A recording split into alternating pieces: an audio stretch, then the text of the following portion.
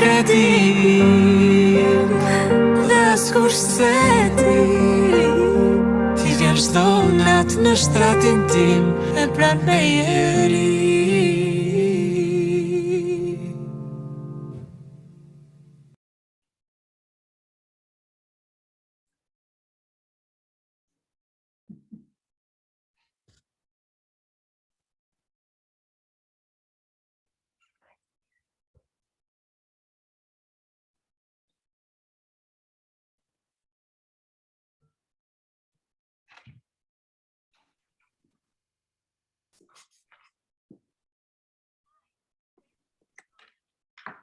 Përshëndetje të gjithëve, mirëmbrëma dhe mirë se keni ardhur në webinarin e parë për këtë vit akademik të organizuar nga IR International School Project. Unë jam Diana Shani dhe jam pjesë e grupit punës. Faleminderit të gjithëve në fakt që keni treguar një interes shumë të madh që në momentin e parë që ne kemi dërguar emailin apo e kemi publikuar ngjarjen tonë në faqen tonë në Facebook. Faleminderit për pjesëmarrjen dhe shpresoj vërtet ju pëlqej dhe të jetë ndihmë në profesionin tuaj. Tani në ekranin tuaj do të shfaqet një poll, janë disa pyetje të lezetshme, ju zgjidhni opsionin që ju përfaqëson.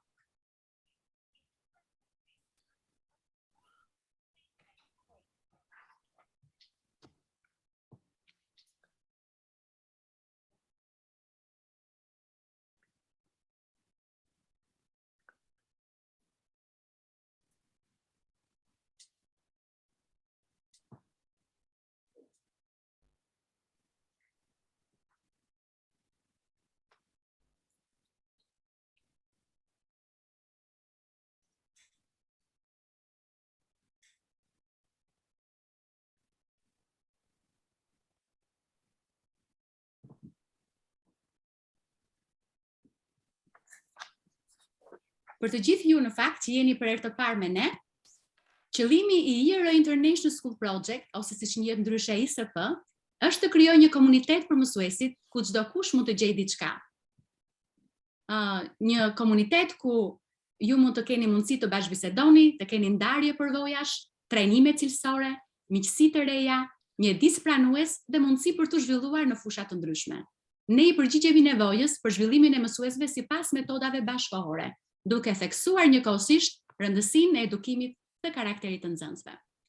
ISP synon të sjellë një ndikim pozitiv dhe të gjithanshëm tek mësuesit, si në aspektin profesional, personal edhe atë shpirtëror me orientim të krishterë. Webinari sot është i fokusuar në aspektin profesional. ISP në fakt e zhvillon veprimtarinë e saj që prej 10 vitesh dhe gjatë të cilave jemi përpjekur të vijmë me tema të nevojshme për procesin mësimor dhe me folës shumë të përgatitur. Për shkak të pandemisë, vitin që shkoi kemi organizuar vetëm webinare, por po planifikojmë që këtë vit akademik të vim tek ju edhe me seminare fizike, për të cilat do t'ju njoftojmë në fakt në një moment tjetër. Për gjatë viteve kemi organizuar konferenca të veçanta, siç janë ndërbërësit të ndërthuesit, konferencën suksesi në shkollë, gjatë të cilave kemi trajtuar tema mbi botkuptimin, me metodat me në qendër nxënësin, gjithëpërfshirja e nxënësve në klasë edhe shumë tema të tjera. Në aspektin shpirtëror, ISP mundëson grupe të vogla diskutimi, biseda të thella shpirtërore, këshillim, dëgjim, takime individuale ku mësuesit mund të ndajnë sfidat e tyre më të mëdha për jetën, pyetjet për filozofinë dhe të gjejnë një vend të sigurt për të ndarë edhe disa nga gjërat më të vështira me të cilat ata përballen në jetën e përditshme. Në aspektin personal, ne ofrojmë trajnime si inteligjenca emocionale, me folura në publik, konferenca për martesën edhe shumë ngjarje të tjera. Dëshira jo në fakt është që gjithçka që ne ofrojmë të jetë inkurajim dhe nxitje në punën tuaj të përditshme, në mënyrë që ndikimi juaj të jetë i pafund. Mirë, përpara se të filloj me webinarin, unë kam disa lajmërime të rëndësishme për të bërë. Kohëzgjatja do të jetë 1 orë ose 1 orë e pak. Shpresoj që nuk do të mërziteni. Nëse doni të ndiqni webinarin në anglisht, pasi forca jon është flet në gjuhën angleze, qëndroni në kanalin ku jeni. Nëse doni ta ndiqni në gjuhën shqipe, atëherë nëse je me kompjuter, do të shkosh në fund të ekranit djathtas, aty do të keni një ikon në formën e globit. Kliko te globi dhe zgjidh opsionin e gjuhës Albanian. Por edhe pasi e ke zgjedhur opsionin, është mirë të bësh done, pra kliko edhe atë buton në mënyrë që të aktivizohet. Aty do të dëgjoni zërin shqip të përkthyeses son. Nëse je me iPhone, ke 3 pika, kliko te 3 pikat dhe aty do të gjeni të njëjtin udhëzim që sapo thash më përpara. Përfitoj nga rasti që të falenderoj për kthyesen tonë shumë të çmuar për sot. Ajo është Alma Elliot, edhe është pjesë e grupit të punës së IR International School Project. Ne duam në fakt që kjo kohë të jetë sa më e frytshme. Prandaj folësja jonë ka dëshirë që në fund të webinarit ju të mund të bëni disa pyetje. Do të keni atë chatin, kështu te chati juaj gjatë kohës që juve dëgjoni dhe ju vjen një pyetje interesante, ju lutem shkruani. Në fund të kohës sonë edhe në varësi të kohës, ne do të përzgjedhim disa pyetje të cilave folësja jonë do t'i përgjigjet me shumë kënaqësi. Prandaj ju inkurajoj që të mos largoheni dhe të qëndroni deri në fund për të përfituar sa më shumë. Për pjesëmarrjen tuaj në këtë webinar, ju do të pajiseni me një certifikat digjitale. Ju kujtoj, është një certifikat pa kredite, e cila do të vijë në emailin tuaj shumë shpejt. Gjithashtu, përpara se të kemi kohën e pyetje-përgjigje, unë do të jap një lajmërim tjetër shumë të rëndësishëm në lidhje me disa grupe të vogla që ne fillojmë me mësues. Kjo është në kuadrin e zhvillimit personal edhe shpirtëror. Janë shumë interesante, prandaj ju lutem qëndroni deri në fund, mos u humbisni rastin të dëgjoni për këtë mundësi. Tani ka ardhur momenti për të prezantuar temën edhe folsen tonë për sot. Siç e keni lexuar edhe në postimet që ne kemi bërë në email apo në Facebook, tema e webinarit të sotëm është suksesi 360 gradë në vitin akademik 2021-2022.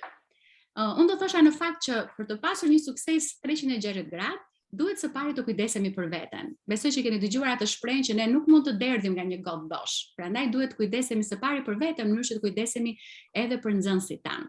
Kështu që biseda do të përqendrohet kryesisht te kultivimi i kujdeses për veten edhe tek krijimi i klasave me në qendër nxënësin. Kthimi në klasë sjell kërkesa të pashembullta për mësuesit edhe nevoja shumë të mëdha nga nxënësit dhe do të përpiqemi gjatë kësaj kohe të eksplorojmë disa strategji që mësuesit të lulëzojnë gjatë përmbushjes së këtyre kërkesave. Mirë, tani ka ardhur momenti që të njihemi me lektoren e webinarit tonë. Ajo quhet Patricia Lambert. Vjen nga Amerika, nga shteti Kalifornisë në pjesën jugore të saj. Ka mbaruar studimet bachelor për histori në Grace University. Më pas ka ndjekur studimet master në administrim edukimi në Dominguez Hills University dhe zotëron një master në studime teologjike nga Phoenix Seminary. Ajo ka një karrierë profesionale rreth 30 vjeçare. Ka dhënë mësim në ciklin fillor dhe atë 9 vjeçar për muzikë dhe shkenca sociale në shkollën Long Beach Unified School District. Ka punuar në zyrën e hartimit të kurrikulës si instruktore dhe zhvilluese profesionale. Gjithashtu ka disa vite që ka ushtruar rolin si drejtuese e këtij institucioni. Aktualisht është pjesë e Lead Learners Associates, ku trajnon, domethënë coach, administratorët e rinj që janë në vitin e parë dhe të dytë të tyre. Gjithashtu ajo është në rolin e mbikëqyrëses për studentët që studiojnë pranë Biola University. Është e martuar, ka 4 fëmijë, por ajo jam e sigurt që gjatë prezantimit të saj do të tregojë më shumë për familjen e saj. Peci ka qenë folse edhe në një webinar vitin që shkoi, dhe në mos gaboj ka qenë tema të kthehemi tek pseja e mësimdhënies, dhe të them të drejtën seminari i saj ka qenë ndër më të pëlqyerit e vitit që shkoi. Ajo ka qenë në Shqipëri përpara 4 vitesh dhe unë kisha privilegjin të isha pjesë e grupit të diskutimit bashkë me të, ta njoh nga afër, të shikoj mprekëtësinë e saj, thjeshtësinë e saj, miqësinë e saj, pra ajo bën gjithmonë njerëzit të ndihen mirë. Kështu që se nuk do të humbas më shumë kohë, do të thras Petsin. Hello Petsi, are you there? I am here, yes. Do we have Betsy online? I think so. Yes, I'm here. Okay. Betsy, thank you very much for being with us. Welcome to our community with teachers in Albania. And I think we are very ready to hear from you. Thank you very much. I will start my PowerPoint right now.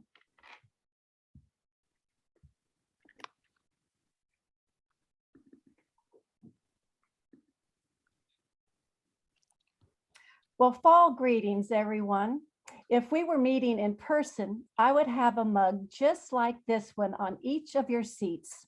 There is no doubt of the deep commitment that you each have to be the best that you can be for your students. For after a long day and at the end of a very hard week, you are here. Well, I am sure that none of you go to school dressed like this, but I would encourage you to dress as a superhero for Halloween. Molly Hayes from the X-Men is my superhero of choice. It's because she represents what I get to do in the leadership role of education. As a leadership coach for new administrators and as a supervisor for new teachers, I get to lift up those who, like you, are doing the hard work in the trenches. But you know, a silver lining from the pandemic has been the increased use of technology, making it possible for us to do work together 6,600 miles apart. Rather unbelievable. But my connection with Albania actually began 4 years ago at a Dream Makers, Dream Breakers conference in Elbasan in 2017. I still wear my pin with pride. Well, I'd like to introduce you to Dwight Jones. He's an award-winning veteran photographer with the National Geographic magazine, and he has captured a powerful concept. He says, don't be the best in the world, but be the best for the world. We might ask ourselves, how can we be the best in the world when the world we are experiencing has such unprecedented challenges? Balancing life and education during the pandemic, well, we may be done with the pandemic, but it's not done with us. And I'm certain you are experiencing its impact every day in your classroom or leading a school. This past weekend, I interviewed about maybe 10 elementary and high school teachers whom I highly respect. I asked them these 5 questions. What has been your greatest challenge returning to the in-person classroom this year? And on a scale of 1 to 5, 5 being exhausted, how tired are you by the end of the week? Feel free to stick your number in the chat if you'd like to share it. And how more tired are you this year than in past years? What was one significant discouragement and one significant encouragement that you are experiencing this year? And you know, it's my sense after hearing these many responses that they reflect a global experience. Yes, these teachers are tired. Some actually said they were a number 12 on a 5-point scale.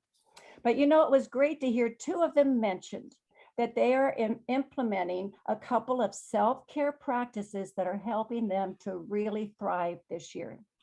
But the challenges they mentioned range from having to learn new ways to teach due to restricted processes following COVID protocols, and to having all the challenges and have forgotten how to do school. There's an increase in discipline problems, a significant loss in social skills and in academic skills. Attention spans and stamina have been decreased for both teachers and students alike. Oh, so many things demanding our immediate attention. And I'm sure this sounds familiar.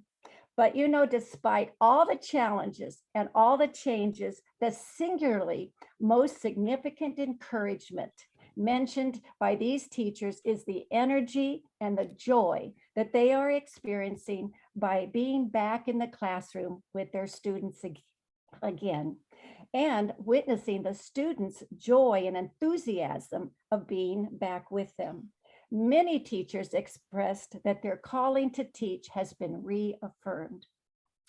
I believe from my short, small little survey that it is necessary to take time to reflect, to determine how to refresh ourselves, and to focus on building student relationships.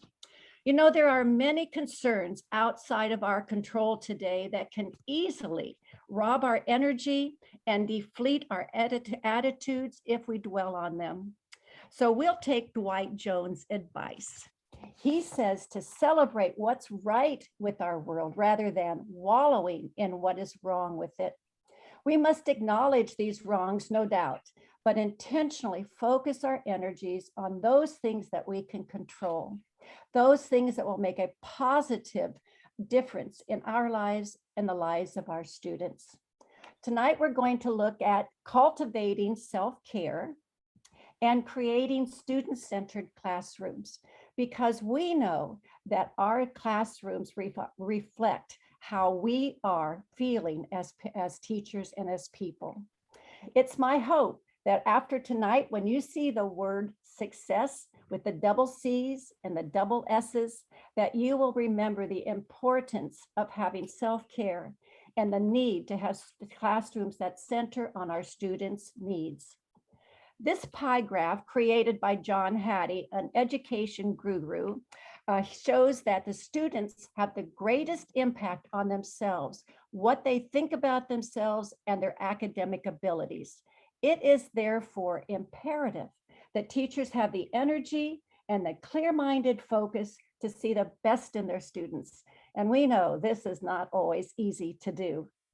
And to bring encouragement and guidance to bring out their best academically, socially, and emotionally. A tall order? Absolutely. So tonight we're going to look at our self-care why, the what, and the how. Maybe this brings a little laughter, or maybe you can say we've all been here sometime, and maybe some of you are feeling this right now. And it's totally understandable. We have a job that can easily consume us totally. And it's because it has been estimated that we spend as teachers 1,170 hours in instruction, 450 hours in preparation, 40 hours with emails and communication, 140 hours planning, and 300 hours grading. And for now, we will ignore the summer professional PD hours that we do. These total up on an average to about 60 hours a week. Regardless of grade level, regardless of content you're teaching, this has been my experience, and I'm sure many of you experience the same thing. So why self-care? Well, because self-care helps prevent burnout, reduces the negative psychological and physical effects of stress, and helps you refocus on what is true and important. So if self-care is the answer, what is self-care exactly? According to the U.S. National Institute of Mental Health, self-care is any action that you use to improve your health and well-being. I would like to add that it's any action that guards or protects or sustains our good health in the physical, psychological, emotional, social, spiritual, and professional areas of our lives. You know, that we enter the classroom as people first. We teach life all the time.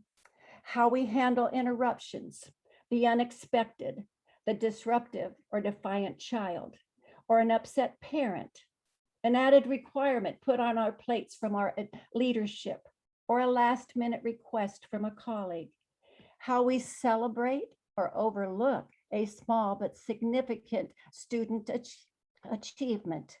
How we correct and redirect misbehavior with or without respect and understanding. We need to be the best versions of ourselves to navigate these demands with grace and resilience. Therefore, I'm suggesting that we look at the popular self-help book, 7 Habits of Highly Effective People by Stephen Covey, to guide us to be highly effective teachers. Each of these habits would be great professional development in their own, but I tonight am suggesting we look at number 3, put first things first. This scale illustrates the underlying principle to successfully implement habit 3. We need to identify what is important to each of us. The tyranny of the urgent will always pull our attention away from what is most important to us if we are not clear-minded, intentional, and committed. You notice I chose red to illustrate the power of the urgent, and gray to show how the important but the not urgent things in our lives often get put to the back burner and sometimes completely ignored. Well, Stephen Covey has created a 4-part chart to help us categorize our activities in our lives. In quadrant 1, you see the urgent and the important things. These demand our immediate attention. It's the safety of a student. It's meeting with your supervisor. It's submitting our grades on time. Well, it's basically anything with a deadline. Dropping down to quadrant 3, these are the not important but urgent. These are the distractors, the things that pop up on our phone, are some of our text, some of our phone calls, any non-essential interruption.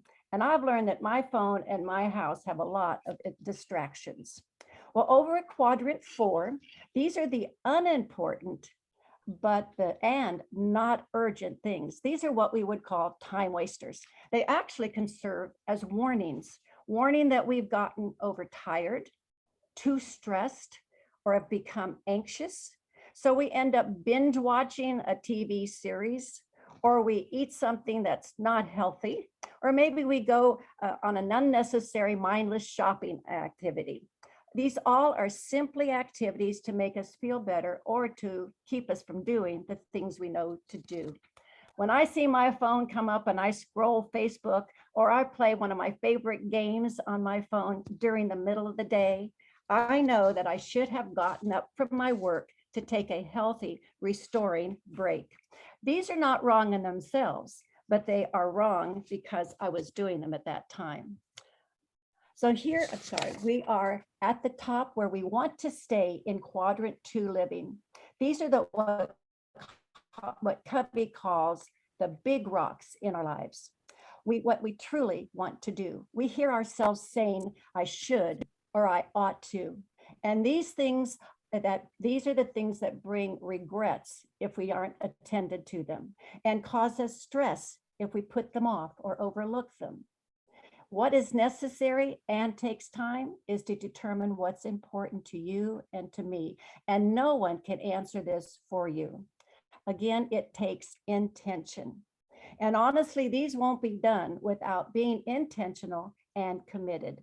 For illustration, these are the important rocks in my life at this stage in my life. My grandchildren, community, family, getting reports done, and self-care. Just last week, I set aside a day and went an hour away to take a high school granddaughter to dinner. I set another side a day to take a younger granddaughter out for her birthday. These took intention to plan and to reserve room for what's important to me, putting them first. Here's a typical flyer that I pass out to my neighborhood once a month. And during the pandemic, we met for a cyber coffee chat. This has created new relationships, fulfilling a personal priority to serve my neighbors and to build meaningful relationships. Well, I love people, but I hate paperwork. And I have experienced the stress and the sleepless nights of putting paperwork off. So I have committed to be intentional to keep these updated, because most paperwork is very important, but not urgent. Well, during my days as a middle school teacher, I set aside a decision to be home every day, to leave school every day at 4 o'clock. I wanted to save my energy and my time. And little did I know at the time what a wonderful decision that was. This self-care, I believe this rock should be in every adult's one of their important rocks, no matter what station and no matter what stage of life you are in. So it's very necessary to determine what your big rocks are, particularly this year, or stress is going to take over and regrets will fester. Quadrant 2 activities are everything that you have to do, don't have to do, and everything that you want to do. So we need to decide what we're going to plan, how we're going to plan our important things, and how we're going to take care of our health and well-being, our self-care. We must be intentional. And if we don't believe that these are going to make a significant difference in our lives in the long times, we won't do them. We need to understand these are the big difference makers. Well, I've come to believe that self-care truly means giving yourself permission to pause. And I believe also that almost everything that will work again if you unplug it for a few minutes, including yourself. In fact, unplugging yourself and coming back to your work will most likely increase your productivity and efficiency. So let me share a few of my self-care commitments that I've made for myself over the past few years to demonstrate how simple and yet how very helpful self-care can be. I have learned to thoroughly appreciate getting up before the world gets going. I have my reading chair, my morning coffee, and my candle. And my fast sunrise walks are both physically and psychologically refreshing. When I need a break on days I work from home, or when I come home after a long drive from a coaching session, I get my hands a little dirty and do some weeding. Well, my emotional bank is filled with intentional coffee dates with friends on a regular basis. And a weekly virtual chat that I belong to, we discuss books that challenge my paradigms and provide me with social and mental stimulation. You know, I sense people think of me as a contented, hardworking, and giving person. And I think this because I didn't realize that until I began reflecting this past month, preparing this, that many of my daily and weekly habits are restorative care, self-care practices. The truth is, I can affirm that caring for myself is not self-indulgence. Caring for myself is an act of survival. It is not simply a reward, although it feels like that because we feel better from them. But it truly is an act of adult responsibility.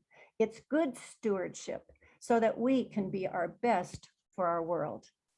Well, Brené Brown, a well-known psychologist, encourages us to talk to yourself like you would talk to someone you love. Give yourself permission. And remember, caring for yourself can be simple, not what the $10 billion self-care industry tells us. It doesn't have to be a spa day, although, hey, it can be. If you look at the list on this particular chart, all of the things on the left are truly restorative activities, although they're expensive and sometimes one-time events. However, on the right list, that actually might have longer lasting benefits because they are daily habits of self-care. My morning quiet time and early walks are free, but deeply refreshing. An audio app I listen to directs me to quiet myself, breathe deeply, and to gather my scattered senses. What healthy medicine, free and with no side effects. Well, we might look at the list over here, and perhaps you would decide to sit outside for a few minutes every day at critical times. Perhaps you would decide to say no to something or to say yes to something that you do or don't want to continue doing on a regular basis. Perhaps you want to listen to uplifting music on your way home from work, on your way to work, or during critical, refreshing times during the day. Perhaps you want to decide to go to bed early. That could be a very helpful thing for me. Well, this is just a list I gathered off the internet. There are multiple things. The critical piece is to find things that work for you. These are more ideas that cost nothing, but you need to be, it only takes intention. So I encourage you to take time. I'm going to say it again. Take time to consider what is one thing, if you did it well and consistently, would make a significant difference in your physical, psychological, emotional, spiritual, social, and professional lives. You know, start small, pick one or two areas, or go for it and commit one thing to feed each areas of your life. And you know what? I think you will be amazed at the increase of your classroom patience and how your creativity will come alive. Consider talking with a colleague, brainstorm ideas, make some commitments, hold each other accountable. I am in a commitment right now with a friend. We hold one another accountable to a self-care practice, and it is making a significant difference in my spiritual life. So there's no question that these things, if you reflect and if you commit to do the things that you know will work for you, you will be refreshed. So I'm going to encourage you, take a deep breath, sit up straight. We're going to change gears. We've been talking about ourselves, and teachers don't do that naturally. Now we're going to talk about what comes comfortable, and that's our students. How do we create a student-centered classroom? But I want you to see, before we talk about the why and the what and the how these fit together. Our personal lives in this diagram are represented by the gray, and the teal is our professional lives. And for you and me, or many of us, it is our life in the student-centered classroom. You might have noticed I took off the dates 2021 to 2022 because I realized these are timeless truths. And this arrow, if you see, it's marking that distinct line between the gray and the teal. There is no clean line between our personal and professional lives except those that we create. We are who we are, and that permeates our entire classroom. The joys and the frustration in our work days follow us home. However, we need healthy boundaries to maintain a very balanced life. And the boundaries were actually the significant self-care practice that a couple of the teachers I interviewed said was helping them to do a good job this year. When we exercise self-care, we offer our students our best selves. Ending our day on a positive note will positively impact our personal lives. It goes home with us. So here's another activity that you could brainstorm with a colleague. What are some ways you can end your class periods or your days with a positive note, celebrating what was right, that students can feel and see and hear what was right that day or that week? Well, this means practice habit number 2, beginning with the end in mind. It's going to take, again, these are non-urgent but very important things to think about. Life is busy. When will you take time to reflect? Who are your students this year? What do they need to be successful? What do I want my classroom to sound like, to feel like, to look like? What do you want students to remember about this school year in your classroom? Well, I agree, and I imagine we need to be intentional to be doing that kind of reflecting and thinking and planning. But I think we all agree, and I hope it's on your radar, that we need effective, engaging lessons matched up with effective management, classroom management, but that would be another conversation. Tonight, we're just simply going to talk about our students' emotional and social needs, because after a long year of disruption in learning caused by our pandemic, our students have returned to school with increased social and emotional needs. Some have experienced deaths in their families. Others have lost work. They've lost conflict resolution skills. They've experienced a world of uncertainty. Their sense of security has been shaken. And we know that research strongly, clearly informs us that before our students can begin to engage in learning, their social and emotional needs must be acknowledged and addressed. So with that in mind, I want to this is one of my favorite quotes. I use it whenever I possibly can. Maya Angelou, a poet, says, "I've learned that people will forget what you said, people will forget what you did, but people will never forget how you made them feel."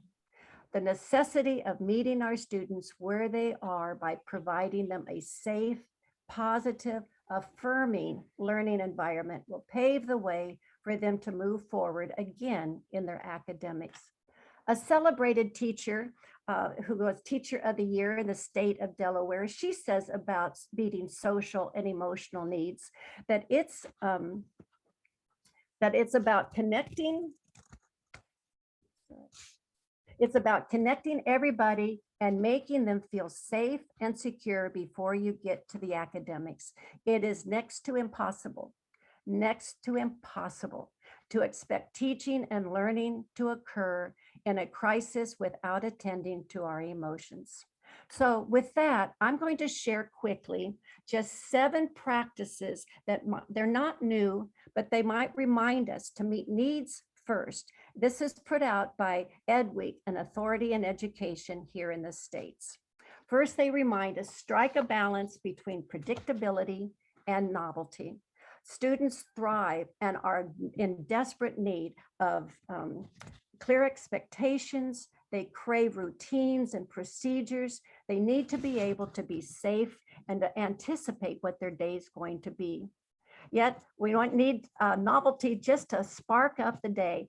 Please include laughter. You might have a little dancing, a little singing, but whenever you can add art, embed art in your lessons, do it. We need to brighten their day, but give them a clear day to expect. Be understanding when addressing misbehavior. Our students, we know that underneath every behavior, there is an underlying cause. They have been used to going to the bathroom whenever they want. They've been used to eating whenever they want.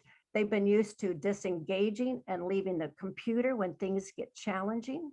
And now there's COVID protocols that may make them anxious or maybe angry, and they act out and don't care at all. But please slow down. Consider the underlying cause of any misbehavior. Students want to be heard and understood. Learn their backstories. Then rebuild students' sense of competency.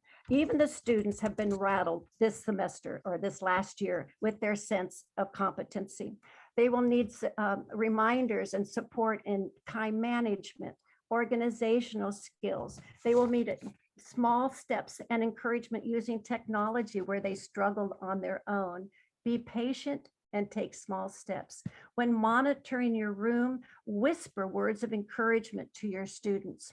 If a student misses 18 out of 20 of their math problems, celebrate the 2 that they got right. Give a lot of, these 2-finger applauses. They may be quiet in the room, but the student that's celebrating will hear them loud and clear. I always want to share, make your room a no shame, no blame space. It should be everything should be strength-based. And we want to encourage our students that everyone makes mistakes. Mistakes are our path to learning. So celebrate mistakes and give positive, very precise feedback. Well, this probably can't be overemphasized. Crank up the connections. Students need a strong sense of belonging this year. You create a number of student-to-student conversations, greet your students at the door, have daily or weekly mood check-ins, and carry on many, many positive interactions with your students. Be intentional. Select topics of high interest and have just informal, casual conversations. But the bottom line, create a culture of belonging. And also, this is something you already do. You know that students have different needs, but keep in mind, each student has experienced the pandemic with come away with different emotions from this pandemic. Some have been serious, some flew through it, but please be mindful that they carry different needs to your classroom because of the pandemic.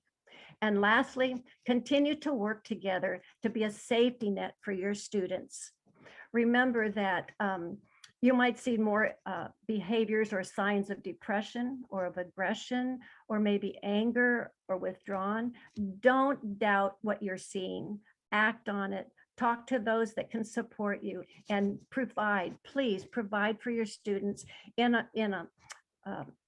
I would say I call them intervention and restorative practices.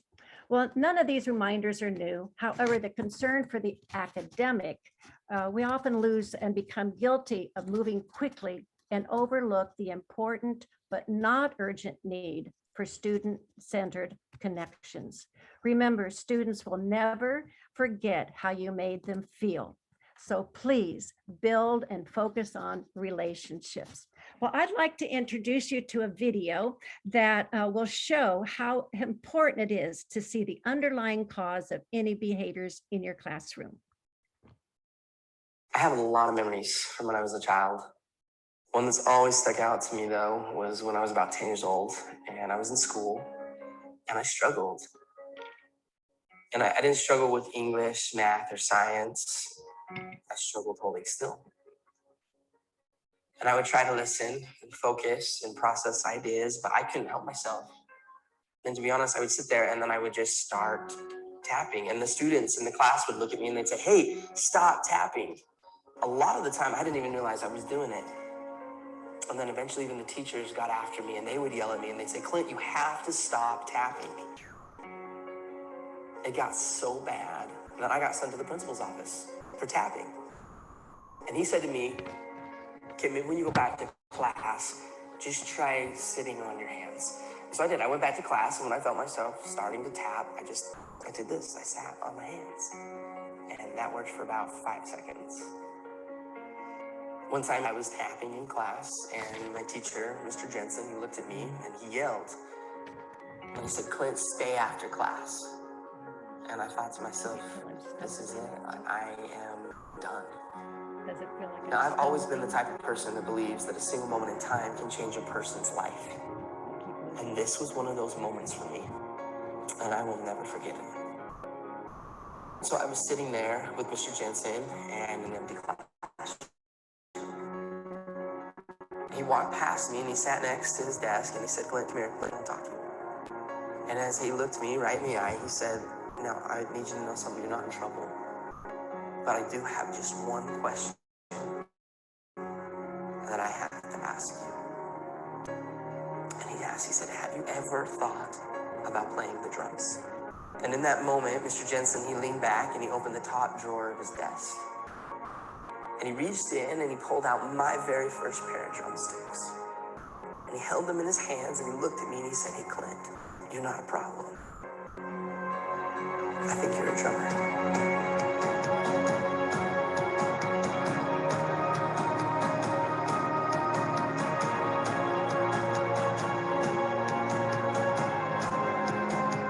From that moment on, I've never put those sticks down. I've toured, recorded, and played drums all over the world. My whole college education was paid for with drumsticks in my hand. Just because of a single moment in time when somebody believed in me and he saw something in me that I didn't even see within myself. And from that moment, I learned that there's a difference between being the best in the world and being the best for the world. Well, meet Mr. Jensen. And I do believe we all can be Mr. Jensens. All we need to do is to look for the best in our students. Well, I think that we have come full circle. Well, let's celebrate that we might be motivated to be the best and committed to be the best for our world. I think we've come full circle. We have asked ourselves, what are our big rocks? What do we need to do to keep the important things forefront? What self-care activities do we want to be intentional about this year? And what student-centered practices do we want to add or to embed in our classroom routines to build relationships? All of these things are not urgent, but they are important. So take the time. So if you'll notice, this next slide says, when, be intentional, determined to do these things, do it. So I want to thank you for spending your valuable time with me. My deep desire is that you thrive this school year, practicing self-care, focusing on your students' needs, and allowing yourself to be the best for your world, your classroom. You are a gift to your kids.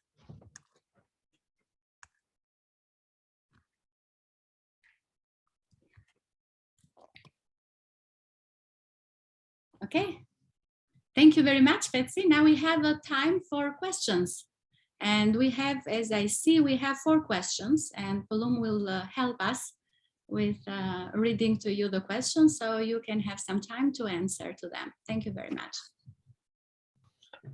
Okay, thank you, Betsy. This is the first question. Diana says that our greatest challenge this year has been that the teaching process has started in person. Now students are used to stay at home, and seems like they get tired very quickly, and they cannot concentrate very easily. What do you suggest? Well, I suggest it's an excellent question, and I think something you mentioned. I mean, I shared that even my teachers were talking about a lack of stamina and a lack of being a attention span for our kids.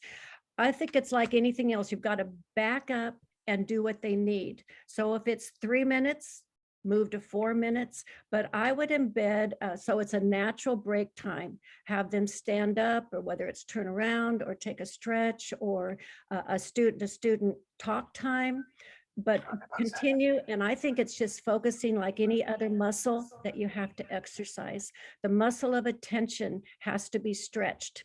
And I think we need to back up and get where they are and not expect them to be where they were. And I think that will eliminate our frustration. And I think to talk to the students about it, that we all have lost the practice, just like a sports team. We've lost some of our attention giving muscle, and we're going to work on it. Pull them into the process so they're aware of what you're working on, and they can become a team and make it a classroom effort. Let's see if we can now pay attention or what we're going to do and continue to stretch that. So set a goal for your classroom. I'm thinking what I would do if I was in the classroom, and that's the way I would approach it. Maybe that will help. Here is another one. Stella Muratai says, what would you better suggest or advise, to be strict or elastic in our priorities? Whoa, you know, that's a very personal question. Some teachers appreciate very quiet rooms. Others can have a lot of structured, organized commotion. I would encourage you to do what works for you and makes your students successful. I don't know if you're familiar with the story of Cinderella. I think it's Goldilocks. Goldilocks, there's a story about them going to a bear's house, and she sleeps in a bed that is too hard or too soft, and then she finds the perfect bed. And I think that's good. The art of teaching is finding that balance. Students they won't tell you that they want structure and they want to be held accountable, but they do. So you as the adult decide this is the line, but you never want to discourage students. So I'd say there's not room for yelling. There's room for deep breathing and saying, how can we do this together and move forward? So you need to be very clear in what your expectations are. You might set your rules together with your class. You might go back Monday and say, you know, time out. We need to start over and get what's going to work for us so that we can become better students and a better learning team.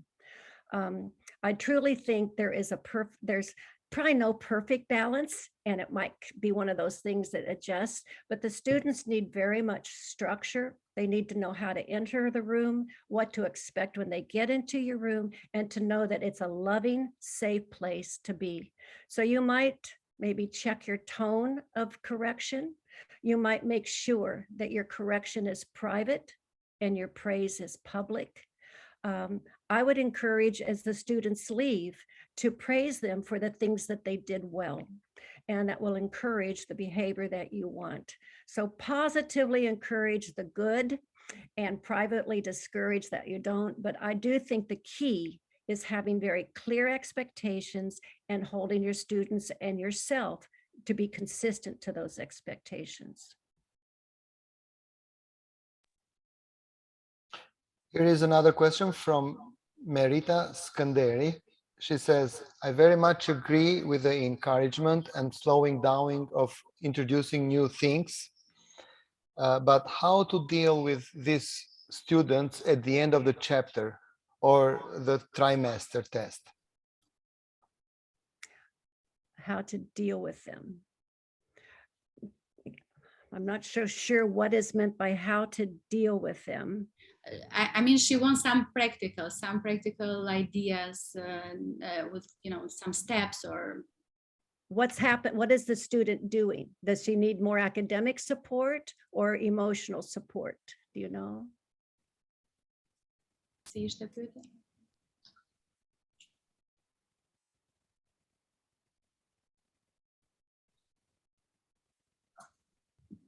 Well, we should ask Merita to clarify that, but we Okay. don't have time. So That's I will go fine. on with another question. It's Mimosa Lalai.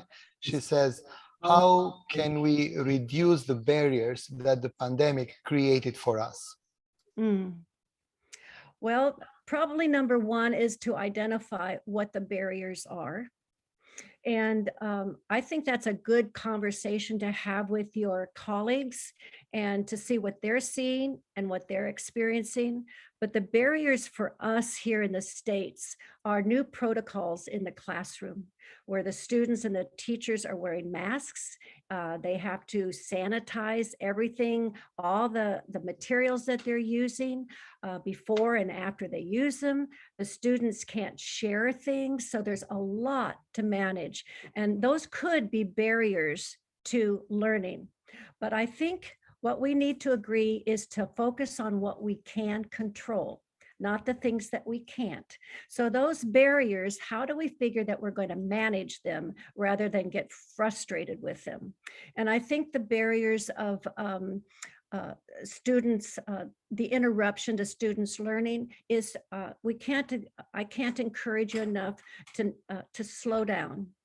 We really I think are feeling the pressure of falling behind in so many areas, but the reality is that if we can use these, identify the barriers, which I think would be good for each school might experience different barriers and each country might experience different barriers. So to identify what those are and to figure out what can we do to embed those to minimize them.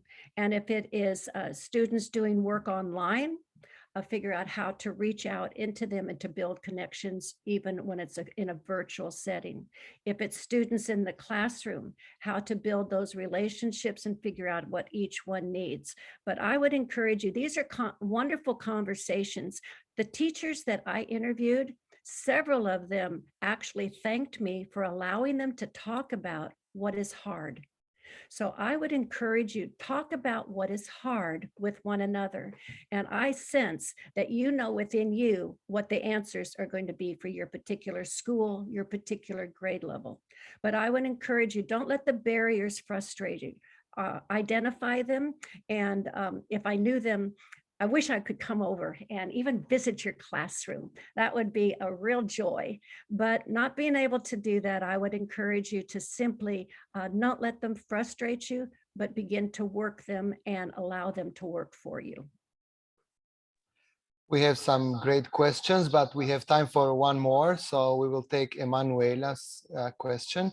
She says, I have also had problems with some parents who do not want their children to be asked, perhaps because of the emotions they went through with COVID. And they are right. But how should I act as a teacher to achieve both learning and calming these children emotionally? I appreciate your sensitivity. How to, people have a different level of privacy, and we need to be sensitive to that.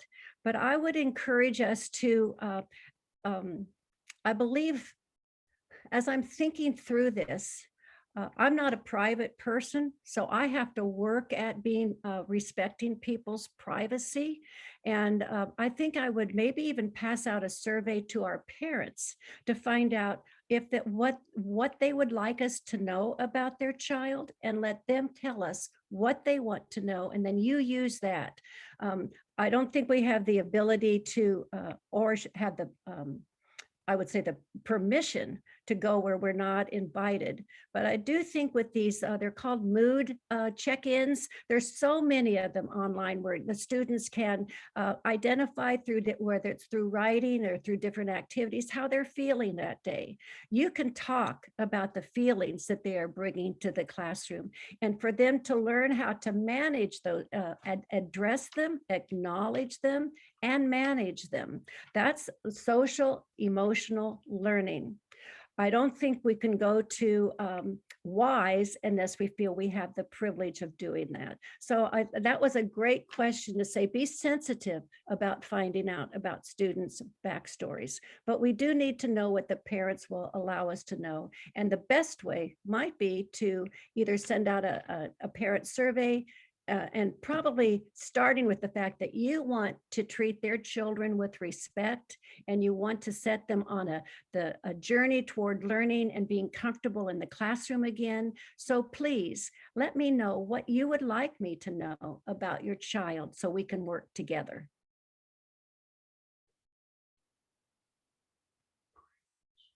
Great answer. Well, actually, I will send to you the other questions via email, and then we can send them back to the teachers. I promise this. Well, if I can say one more thing, sure. I really want to encourage you to take care of yourselves. And it takes time, but figure out what's going to refresh you, maybe one thing each day that's going to refresh you so that you don't burn out, and because you are the most valuable resource in that classroom. And I compliment all of you. You've got a big year ahead of you, but you're very, very capable of mastering it.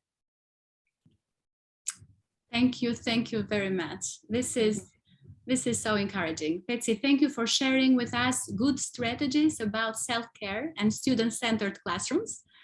We can't wait to have you again in Albania or online. Oh, that'd be fun. Promise to come. Thank you, and have a good day, because I know there is morning yet. So thank you very much. Thank you. Goodbye. Goodbye. Mirë, shpresoj që t'ju ketë pëlqyer trajnimi sotëm, webinari sotëm. Mua në fakt më frymëzoi shumë video që pam, dhe pyetja është, dua të jem më i miri në botë apo më i miri për botën? Dhe unë e di që bota juaj janë nxënësit. Shpresoj që do jeni më të mirët për nxënësit tuaj, dhe e di që do ta bëni këtë gjë. Faleminderit. Shpresoj të kemi nxitur të menduarit tuaj, të jeni inkurajuar, të jeni frymëzuar. Dhe si që premtova dhe në fillim të këtij webinari, projekti ndërkombëtar, pra International School Project, i vjen në ndihmë mësuesve edhe në aspektin e zhvillimit personal edhe shpirtëror. Kështu që ju lutem të keni pak durim, edhe pak fare, do të mund të prezantoj 2 materiale që neve kemi për t'u ofruar juve, për të qenë pjesë e këtyre grupeve të vogla. Pra për këto zhvillime që unë sapo thash më sipër. Libri i parë që do të prezantoj është libri Fluturim në lartësi, dua t'ja tregoj juve kështu. Është një bashkëbisedim në grup të vogël prej 6 ose 8 vetash. Ky është një mjet trajnimi për jetën në fakt. Në fluturimin në lartësi do të mësoni dhe zbatoni 6 parime që do t'ju ndihmojnë juve të gjeneroni ide të reja dhe të krijoni një ambient për jetë ndryshim personal. Disa prej temave në këtë material janë të zbulosh që ti je unike, dhe dua të them ky është një material për mësueset, vajza apo gra. Kam dhe një tjetër për mësuesit burra, djem. Kështu që temat pra që do të trajtojmë në këtë libër është të zbulosh që je unike, të përkufizosh themelin e jetës tënde, të zbulosh drejtimin tënd në jetë, të dish të shkosh nga ku je në një hap tjetër, në një stad tjetër.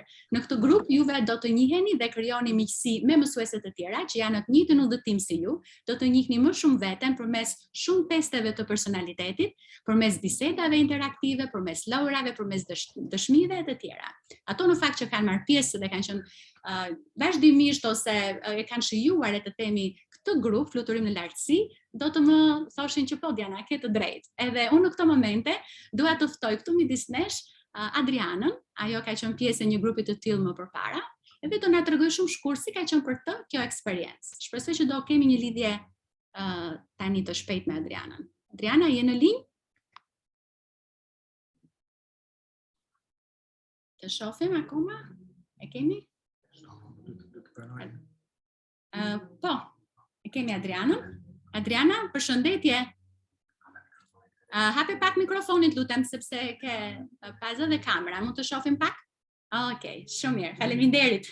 Përshëndetje Diana, përshëndetje të gjithë mësuesve.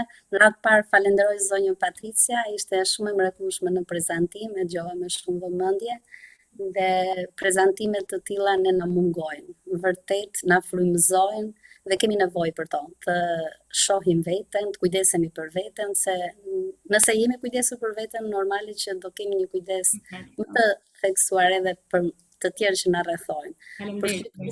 Së pari nxënësit, që ata janë të përditshmërinë tonë, po pse jo dhe kolegët e prorët, domethënë është vërtet për të falenderuar. Besoj se të gjithë ne që dëgjuam, që ishin të pranishëm online, kemi marrë diçka dhe jemi frymëzuar vërtet.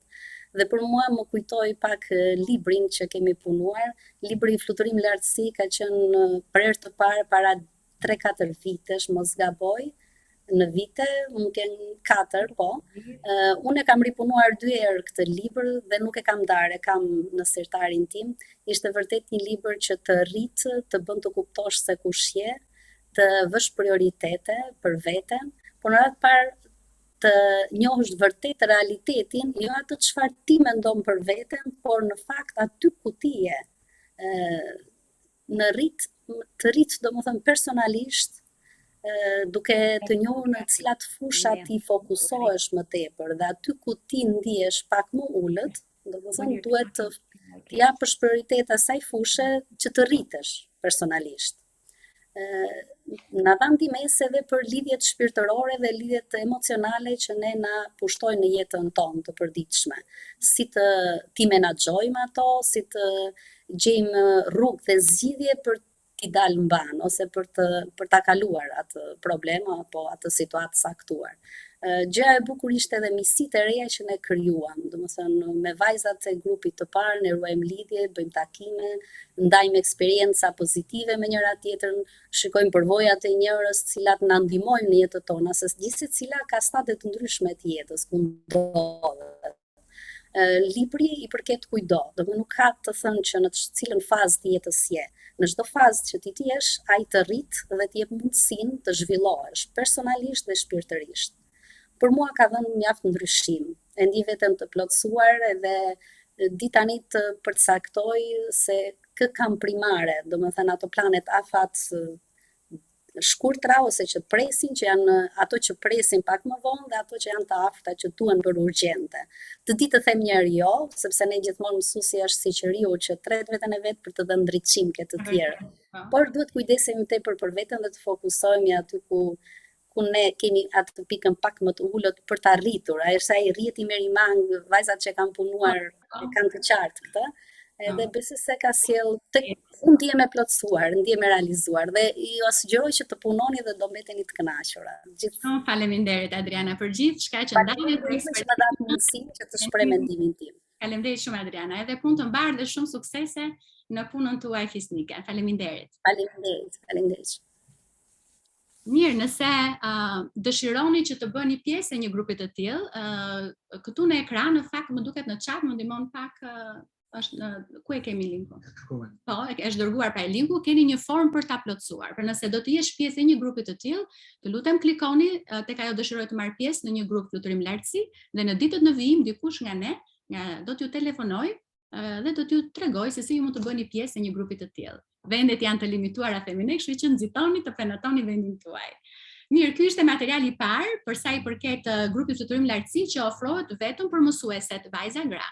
Materiali tjetër që do t'ju prezantoj, në fakt nuk kam shumë nevojë të bëj një prezantim shumë të madh, sepse vetë folsja jonë e sotme ndau shumë nga ky libër, quhet 7 zakonet e njerëzve të suksesshëm. Ne do ta ofrojmë gjatë këtij viti për mësuesit burra, për djem burra, pra që dhe ata të kenë mundësinë për të qenë pjesë e një grupi të vogël, për të shkëmbyer eksperiencë me njëri tjetrin, për të mësuar për parimet e udhëheqësisë dhe si mund t'i aplikojnë ata në profesionin e tyre. Bazuar mbi zakonet apo parimet e këtij libri janë të tilla si për shembull fillo duke patur fundin në mendje, vendos në fillim gjërat kryesore, paradigma fito, sinergjia, pra janë tema të tilla të cilat trajtohen në këtë libër. Madje do të lexoja thënien nga ky coveri, thënien e John Peter është presidenti i Procter & Gamble dhe ai thotë që kur nuk kam njohur ndonjë mësues apo këshilltar mbi përmirësimin e efikasitetin personal që të gjenerojë të tillë reagim tepër pozitiv. Ky libër bën për vete filozofinë e mrekullueshme të parimeve të Steven. Mendoj se çdo njeri që e lexon do ta kuptoj shpejt reagimin e madh që unë dhe të tjerët kemi patur ndaj mësimeve të Dr. Covey. Shpresoj që deri diku t'ju kem dhënë një mendim, nëse keni shijuar dhe ato çfarë folsi ajo ndau sot, keni krijuar një ide shumë të qartë në lidhje me materialin. Kështu që nëse dëshironi të bëheni pjesë e një grupi të tillë, tani ftoj të gjithë mësuesit, djem burra, të cilët të aplikojnë, pra të klikojnë aty që dëshirojnë të marrë pjesë, të bëjmë pjesë e një grupi të tillë nga 7 zakonet e njerëzve të suksesshëm. Kemi ardhur drejt fundit, unë do të thosha që për t'u informuar për aktivitetet, burimet dhe të tjera, ju lutem t'i bëni like faqes tonë në Facebook, që është IR International School Project. Na ndiqni edhe në kanalin tonë në YouTube, ISP Albania, sepse aty vazhdimisht neve publikojmë videot e webinareve të ndryshme që kemi zhvilluar. Tani sapo të mbyllet, pra tani shumë shpejt do të mbyllet kjo webinar dhe mos u largoni, ju lutem, sepse në ekranin tuaj në momentin që ju do dilni, do t'ju shfaqet fleta vlerësimit, ku ju do të jepni informacionin tuaj të saktë, sepse kjo do të na duhet për dërgimin e certifikatës digjitale në adresën tuaj elektronike. Ju lutem shkruani qartë emër, mbiemër, çfarë do lloj që ju kërkohet. Ka disa madje vende që janë detyrimisht të kërkuara që nuk ju lejojnë të vazhdoni më tej nëse nuk i plotësoni. Adresa duhen dhe të dhëna duhen të sakta. Webinari sotëm do të thosha që ishte vetëm fillimi, edhe ne do të vim përsëri me webinare dhe me seminare me tema të tjera interesante. Deri atëherë, do të thosha nga stafi i IR International School Project, qofshi mirë edhe miru takoshim. Ju falenderojmë për pjesëmarrjen edhe vëmendjen tuaj. Mirupafshim.